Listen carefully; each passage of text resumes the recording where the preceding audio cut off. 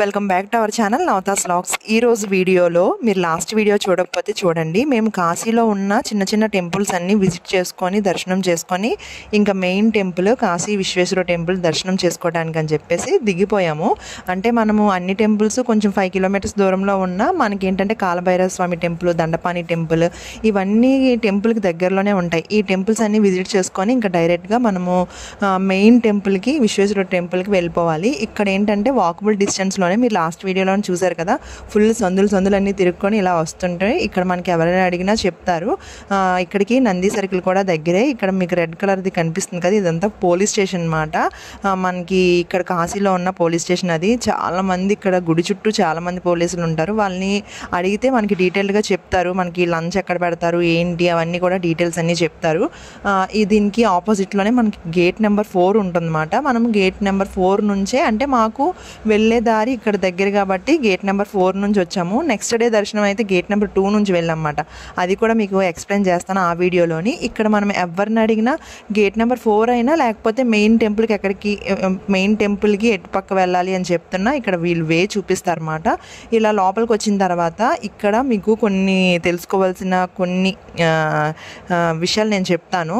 మనము డైరెక్ట్గా టెంపుల్కి వెళ్ళినప్పుడు మనం రూమ్లోనే అన్నీ పెట్టేసి వెళ్ళిపోతాము. కానీ మేము ఏం చేసామంటే మార్నింగ్ నుంచి టెంపుల్స్ అన్నీ తిరుగుతున్నాం కాబట్టి అక్కడక్కడ తీసుకున్నవి, అంటే మేము మధ్యలో ఫ్రూట్స్ అవి తీసుకున్నాం అన్నమాట. యాపిల్ అవన్నీ బ్యాగ్లో ఉన్నాయి. నెక్స్ట్ ఏంటంటే మనం చెప్పులు లేకుండా ఆటోలో చెప్పులు వదిలేసాం కాబట్టి అన్ని టెంపుల్స్కి వెళ్ళిపోయాం. కానీ మెయిన్ టెంపుల్కి వెళ్ళేటప్పుడు ఆటో వాళ్ళు వెళ్ళిపోతారు, మన దగ్గర ఎవరు ఉండరు. మనం చెప్పులు కూడా పక్కన పెట్టుకోవాలి.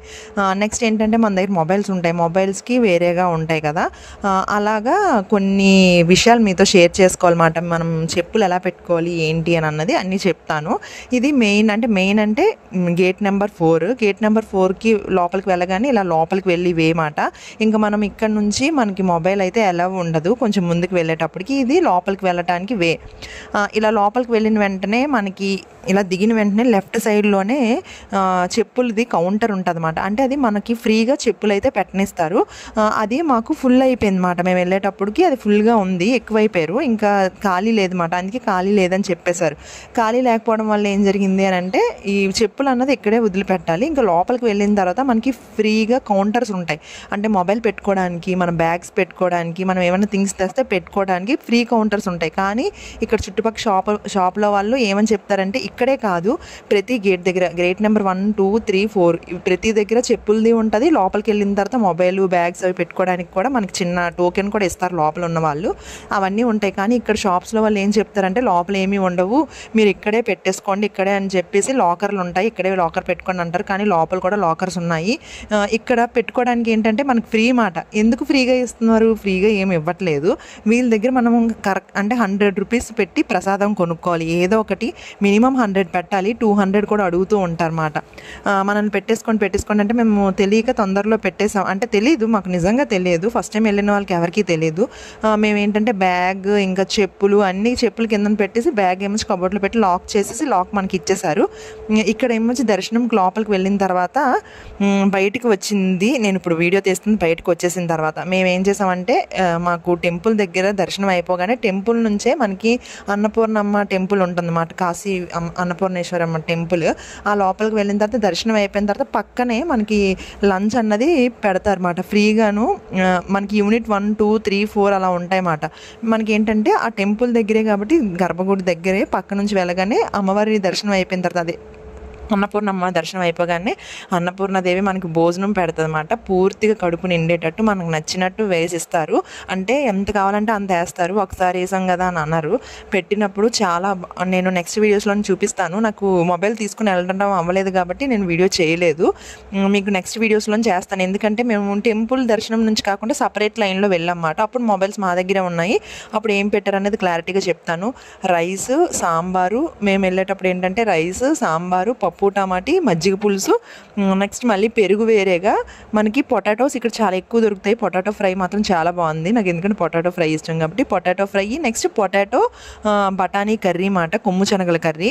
నెక్స్ట్ ఒక స్వీట్, అంటే ఓన్గా వాళ్ళే స్వీట్ ప్రిపేర్ చేస్తారు. బూందీ లడ్డు ఉంటుంది కదా, అందులో చిన్న సైజు లడ్డు ఉంటుంది. అప్పడం, పచ్చడి నిజంగా చాలా బాగున్నాయి. కొన్ని ఫ్రీ భోజనాలు ఎక్కడైనా టెంపుల్స్లో ఎలా ఉంటాయంటే సాంబారు, కూర, పచ్చడి, రైస్, పెరుగు అంతే. అది కూడా చాలా పలచగా ఉంటుంది. ఉంటుంది. కానీ ఇక్కడ చాలా నీట్గా పిల్లల్ని కూడా మనం తినిపించకూడదు, పక్కన కూర్చోబెట్టేస్తే వాళ్ళ మటుకు వాళ్ళే తినాలి అని చెప్తారు. చాలా పద్ధతిగా చాలా బాగుంది.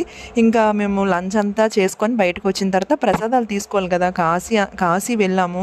ఇంకా చుట్టుపక్కల వాళ్ళందరికీ ప్రసాదము, ఇంకా బొట్టు, విభూది అవన్నీ ఉంటాయి కదా, అవన్నీ తీసుకోవాలి కదా. దానికోసం అని చెప్పి మళ్ళీ షాపింగ్ చేస్తున్నాం అన్నమాట. ఇక్కడ మీకు డైరెక్ట్గా స్టార్టింగ్లోనే మురీలు చూపించాను కదా, మనకి ఆంధ్రాలో ఉన్నట్టు కాకుండా అక్కడ మురీలు పెద్ద సైజులో ఉన్నాయి, అవి ప్రసాదాలు అన్నమాట. అవి ఒకటి. నెక్స్ట్ మనకి ఎలాగంటే ఒక గుమ్మడికాయది స్వీట్లు ఇక్కడ అమ్ముతారు జగదాంబ దగ్గర. అక్కడైతే చాలా తక్కువ రేటు, మనకి కాశీలోనైతే. ఇక్కడ మీరు క్లియర్గా చూస్తున్నారు కదా, మనకి ఇదంతా దశాంశ ఘాట్కే చెందుతుంది అన్నమాట.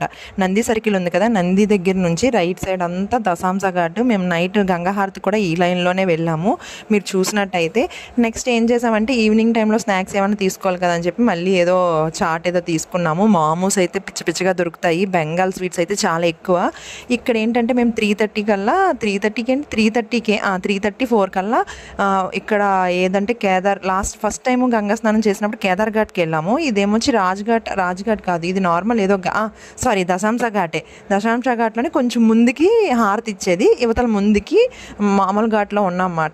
ఇక్కడ ఏంటంటే ఒక మనిషికి మనకి అన్ని ఘాట్లు తిప్పి తీసుకురావడానికి ఒక్కొక్క మనిషికి 400 అడుగుతున్నారు. మాకు తెలుసు కాబట్టి మేము ఖచ్చితంగా ఒకటే రేట్ మీద ఫిక్స్ అయిపోయామన్నమాట. వాళ్ళు 400 దగ్గర నుంచి 380, 350, 300, 250, 200 వరకు అలా లాక్కొని వచ్చారు. మీరు పెంచండి అంటున్నారు మమ్మల్ని. కానీ మేము ఇక్కడ 6 ఉన్నాము. మేము మాత్రం ఫిక్స్ అయిపోయాం, మనిషికి 100 ఇస్తామని చెప్పేసి. మొత్తానికి అలా వెయిట్ చేస్తే 415కి అలాగా మాకు ఒక బోట్ అయితే ఎక్కించుకున్నారన్నమాట. మనం ఏమంటారంటే పక్కన ఉన్న వాళ్ళు ఎవరైనా అడిగితే 100 కాదు 200 ఇచ్చామని చెప్పమంటారు, కానీ అందరికీ అదే చెప్తారన్నమాట. మేమైతే 100 ఇచ్చి బోట్ అయితే ఎక్కాము. ఇక్కడ ఏంటంటే 84, 82 ఘాట్స్ చూపిస్తారంటారు, కానీ అన్ని ఘాట్లే ఉండవు. ఘాట్ అంటే అర్థం ఏంటంటే, నేను కూడా ఘాట్ అంటే ఏంటి ఈ ఘాట్ అంటే కాదు, మనకి ఏదైతే ఆ ప్లేస్ దగ్గర నుంచి స్టెప్స్ ఉండి గంగా నదికి టచ్ అవుతామో అవే ఘాట్లు మాట. ప్రతి మనకి టెంపుల్ చుట్టూ ఘాట్స్ ఉంటాయి అన్నమాట. అంటే టెంపుల్ పక్కనే బోల్ ఘాట్స్ ఉంటాయి. మేము వెళ్ళింది ఇప్పుడు దశాంశ ఘాట్ కాబట్టి దాని పక్కనే ఇంకా కొన్ని ఘాట్స్ ఉంటాయి. మేము ముందు స్టార్టింగ్ కేదార్ ఘాట్కి వెళ్ళాం కదా, కేదార్ ఘాట్ పక్కనే హరిశ్చంద్ర ఘాట్, అలాగా కొన్ని ఘాట్స్ ఉన్నాయన్నమాట. అవన్నీ చూపిస్తున్నారు. మేము ట్రైన్లో చూసాం కదా నమో ఘాట్ అని చెప్పేసి, ఆ ఘాట్కి తీసుకొని వెళ్ళాలంటే అవ్వదని సరే ఇతను చాలా కష్టం ఆ ఘాట్కి వెళ్ళాలంటే. ఈలోపు మనకి ఏం బోట్ మీద ఎలా ఉంటాయో తెలీదు. మనం చాలా చూసాం పాపికొండలు గోదావరిలోని వాటిల్లోని. బోట్కి వెళ్ళామంటే నాకు చాలా భయం వాటర్ అంటే. ఇంకా బోట్ మీద వెళ్ళినప్పుడు చాలా టెన్షన్గా ఉంటానన్నమాట, ఎందుకంటే అది ఎప్పుడు ఏమవుతుందో తెలియదు. అందుకే నాకు చాలా భయం బోట్ ఎక్కాలంటే. అప్పటికి మధ్యలో లైఫ్ జాకెట్స్ ఇచ్చారు స్టార్టింగ్ వేసుకోమని. ముందే నేను మా హస్బెండ్ వద్దంటుంటే అమ్మమ్మ లేదు వేసేసుకుందాం అని వేసుకున్నాం అన్నమాట. ఇంకా అటునుంచి వస్తూ ఉంటారు కదా అన్ని ఘాట్స్ చూసిన వాళ్ళకి హాయ్ చెప్పడం, బాయ్ చెప్పడం, ఇంకంతా మంచిగా చిన్నగా కొంచెం రీల్స్ చేశాను. మీరు ఇన్స్టాగ్రామ్ పేజ్ ఫాలో అవ్వకపోతే ఒకసారి ఫాలో అవ్వండి. ఇక్కడ స్క్రీన్ మీద కనిపిస్తుంది కదా హనీ బుజ్జి ఎమ్ అని చెప్పి. అందులో నేను ఈ వీడియోస్ కన్నా ముందే స్టోరీస్లోని రీల్స్లోని నేను అన్నీ పెట్టేస్తాను అన్నమాట. స్టార్టింగ్ నేను మళ్ళీ సపరేట్గా ఎప్పుడో పెడదామని ఉండదు, తీసిన వెంటనే పెడతాను. మీరు అవి చూడకపోతే చూడండి. ఇక్కడ ప్రతి ఒక్క ఘాటు అతను ఏం మనకు ఎక్స్ప్లెయిన్ చేయరు. స్టార్టింగ్ వెళ్ళగానే వాళ్ళ భాషలోని దేవుడికి ఇది చెప్తారు కదా, బోలో గణేష్ మహారాజ్కి అన్నట్టు, అలాగా అతను ఏదో చెప్తున్నారు చెయ్యి అని అనాలన్నమాట. మనం కాకపోతే మనకు నచ్చినట్టు మనం అనుకోవచ్చు. హరహర మహాదేవ శంభో శంకర ఇలా మనకు కావాల్సిన దేవుడిని ఎలా పిలుచుకోవాలనుకుంటే అలా పిలుచుకోవచ్చు. అలాగా అలాగా ప్రార్థన చేసుకోవచ్చు, అన్నీ చూడొచ్చు. కానీ మీరు ఇంత లాంగ్ వచ్చినందుకు, కాశీ వచ్చినందుకు ఒక రోజు ఇది కూడా పెట్టుకోండి. ఇంకా చాలా ఉన్నాయి, అంటే త్రివేణి సంగమం అవన్నీ ఇక్కడ కాదు, ఇక్కడ నుంచి చాలా లాంగ్, ఒక 100 కిలోమీటర్స్ అలా వెళ్ళాలన్నమాట. ఇంకా అవన్నీ పెట్టుకోవాలనుకుంటే 1 డే ఎక్స్ట్రా ఉండండి. మేమైతే 3 days ఉన్నాం కదా, మీకు చెప్పాను నేను లాస్ట్ వీడియోలోనే. మేమైతే ట్రైన్ దిగినప్పటికీ 9:30 అయింది, తర్వాత రూమ్కి వెళ్ళినప్పటికీ 12:30 అలాగయింది. మేము గంగా స్నానం చేసి ఆ రోజు ఫస్ట్ డే మాత్రం గంగా స్నానం చేసాము.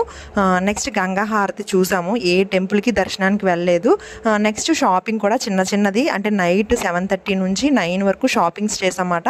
అక్కడ తినవలసిన ఫుడ్ అంటే మోమోస్ కానీ లేకపోతే ఫ్రై మోమోస్ ఇంకా సపరేట్ డోక్లా ఇలాంటివి బోల్ రకాలు ఉన్నాయి అక్కడ. బెంగాల్కి సంబంధించిన స్వీట్స్ అవన్నీ మీరు ఏమన్నా టేస్ట్ చేయాలి అనుకుంటే అప్పుడు చేసేయండి. ఇంకా టిఫిన్స్ అయితే ఇడ్లీ నార్మల్గా ఉంది, అన్నీ ఇంకా ఆలూ పరోటా ఇలాంటివన్నీ దుంపలతో కలిపినవి బఠానీతో కలిగి ఉన్నవే ఉన్నాయన్నమాట అక్కడ. ఫుడ్ విషయానికి వచ్చేసరికి మనకి అన్నపూర్ణమ్మ టెంపుల్లోని మార్నింగ్ 7:30 నుంచి 11 వరకు టిఫిన్స్ ఉంటాయి. 11 నుంచి 5 వరకు ఫుడ్ ఉంటుందన్నమాట, లంచ్ ఉంటుంది. మళ్ళీ 6:30 నుంచి నైట్ 9:30 వరకు మనకి టిఫిన్స్ ఉంటాయన్నమాట. టిఫిన్స్ కూడా చాలా బాగున్నాయి.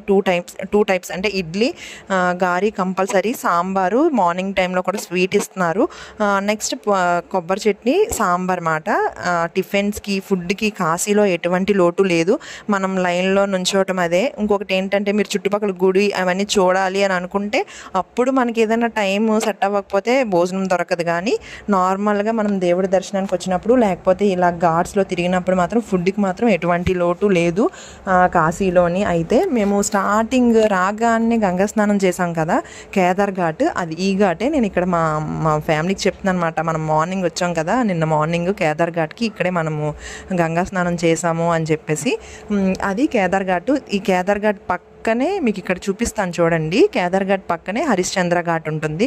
ఎప్పుడు హరిశ్చంద్ర ఘాట్ కోసం మీకు ఇంకా డీటెయిల్స్ కావాలి అనుకుంటే మనకి యూట్యూబ్ ఛానల్లోనే హరిశ్చంద్ర ఘాట్ కోసం డీటెయిల్డ్గా ఉంటుంది. హరిశ్చంద్రుడు స్టోరీ అవన్నీ చూడకపోతే చూడండి, ఇక్కడ పొగలు వస్తున్నాయి కదా, ఇక్కడే ఇది హరిశ్చంద్ర ఘాట్. ఎప్పుడు అలాగా ఎవరొకరు అంటే ఎవరిదొకరిది అలా అవుతూనే ఉన్నాయి. ఇక్కడ 2 అవుతున్నాయి అన్నమాట, 2 అవుతున్నాయి. అందరూ ఇక్కడ దండం పెట్టుకుంటున్నారు చూసారా, అక్కడ చేస్తున్నారు. అది నెక్స్ట్ దీనికన్నా బాగా చూడడానికి భయం వేసేది మాత్రం మణికర్ణిక ఘాట్, అది అవతల సైడ్ ఉంటుంది. నేను అది కూడా చూపిస్తాను. అది లాంగ్ వీడియోలో కన్నా షార్ట్ వీడియోలో చూడండి. షార్ట్ వీడియో తీసానమాట నేను ఎక్కువ, అంటే నేను లాంగ్ వీడియో షార్ట్ వీడియో చేస్తాను అనమాట అటు ఇటును. మీకు షార్ట్స్లో కూడా కొన్ని లాంగ్ వీడియోలో చూడలేను, షార్ట్స్లో కూడా ఉన్నాయి. నా ఛానల్లో చాలా షార్ట్స్ ఉన్నాయి, అవి కూడా ఒకసారి చూడండి. నచ్చితే లైక్ చేయండి. మన ఛానల్ని ఇంకా సబ్స్క్రైబ్ చేసుకోకపోతే సబ్స్క్రైబ్ చేయండి. అంతేకాకుండా మనకి వైజాగ్ నుంచి మేము కాశీ వెళ్ళాము. కాశీలో 2 డేస్ తర్వాత మళ్ళీ అయోధ్యకు కూడా వెళ్ళాము. ఆ video next, Ayodhya video next వస్తుంది. అయోధ్యలో కూడా ఎలా ఉన్నాయి, షాపింగ్స్ ఎలా ఉన్నాయి, ఫుడ్ ఎలా దొరుకుతుంది ఏంటి అన్నది పూర్తిగా ఎక్స్ప్లెయిన్ చేస్తాను. మేమైతే ఈరోజు మేము సెకండ్ డే కాశీలో చేసింది ఏంటి అంటే చుట్టుపక్కల ఉన్న అన్ని టెంపుల్స్ అంటే Gavvalamma temple, Durgamma temple, ISKCON temple ఇలాంటి టెంపుల్స్, దండపాని, ఇంకా హనుమాన్ టెంపుల్ ఇవన్నీ చూసుకొని వచ్చిన తర్వాత నెక్స్ట్ దేవుడి దర్శనానికి వెళ్ళిపోయాం. శివుడి దర్శనం అయిపోయిన వెంటనే అన్నపూర్ణ దేవుడి దర్శనం, తర్వాత అన్నపూర్ణ దేవి గుడిలోని లంచ్ తర్వాత మళ్ళీ చిన్న షాపింగ్ చేసుకున్నాం. చిన్నదంటే ప్రసాదాలు అవి తీసుకున్నాము. దాని తర్వాత మళ్ళీ బోట్ దగ్గరికి వచ్చేసాం. బోట్ దగ్గరికి వచ్చేసి ఇలాగా 82 ఘాట్స్ అని చెప్పారు, ఇవన్నీ చూసామన్నమాట. ఇక్కడ మీకు పొగలు వస్తున్నాయి కదా, అదే మణికర్ణిక ఘాట్. దాని పక్కనే ఉన్నది గేట్ నెంబర్ 2 మాట. ఆ పైకి మణికర్ణిక ఘాట్ పక్కనే గేట్ నెంబర్ 2 ఉంటుంది. మనం 1, 2, 3, 4లోని ఎటుపక్క నుంచి అయినా దేవుడి దర్శనానికి అయితే వెళ్ళొచ్చు. మన వీలుని బట్టి చూసుకోవాలి. మేమైతే శివరాత్రి రేపనగా శివరాత్రికి 4 డేస్ ఉందనగా మేము వెళ్ళాము. శివరాత్రి 8th అయితే మేము March 3rd వెళ్ళాము. March 4th కాశీలో దిగామన్నమాట. అంటే 3 డేస్ గ్యాప్ ఉంది మాకు. ఈ రోజంతా ఇదంతా అయిపోయిన తర్వాత నెక్స్ట్ డే అయోధ్య కోసం క్లారిటీగా ఎక్స్ప్లెయిన్ చేస్తాను. ట్రైన్ కాదు, వెహికల్ అయితే బుక్ చేసుకున్నాం. దానికి ఎంతెంత ప్రైసెస్ పడ్డాయి, ఒక్కొక్క మనిషికి ఎంత అయింది, మనము ఒకసారి అయోధ్యకి అక్కడ నుంచి దగ్గర ఎన్ని కిలోమీటర్స్ వచ్చింది, ఎన్ని అవర్స్లో మేము వెళ్ళాము, ఆ డీటెయిల్స్ అన్ని నెక్స్ట్ వీడియోలో పోస్ట్ చేస్తాను. ఇది ఈరోజు వీడియో. అయితే వీడియో ఎలా ఉంది ఏంటి అనేది కామెంట్ చేయండి. ఇక బాయ్.